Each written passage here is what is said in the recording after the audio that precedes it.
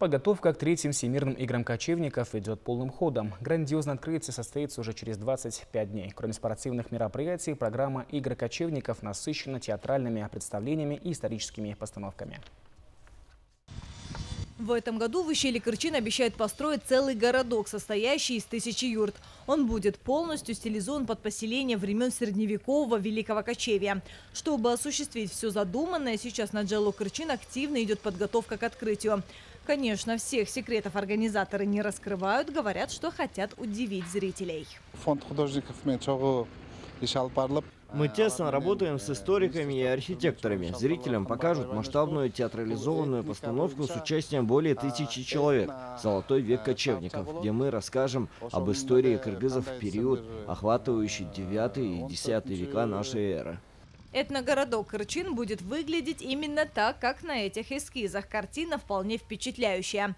Будут установлены новые места для зрителей. Работа по строительству идет полным ходом. Организаторы обещают все успеть к открытию, даже несмотря на погодные условия.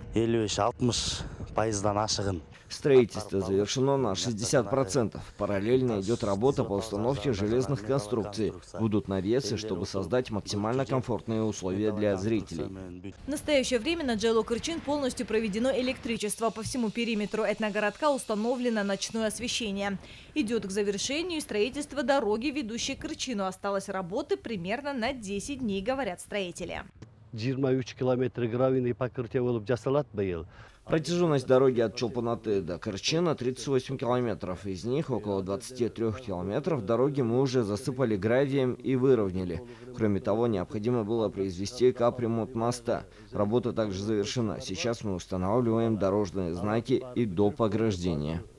Особое внимание уделяют комфорту гостей, устанавливаются дополнительные биотуалеты. Исключаются все недочеты, допущенные во время прошлых игр. Зрелище будет, обещают организаторы. Те, кто приедет в ущелье Кырчин, увидят сцены средневековых боев и трюки на лошадях. Джибек Капарбекова, Эдиль Мелисбек, Бакыт Шеймбетов, Общественный первый канал, Иссыкульская область.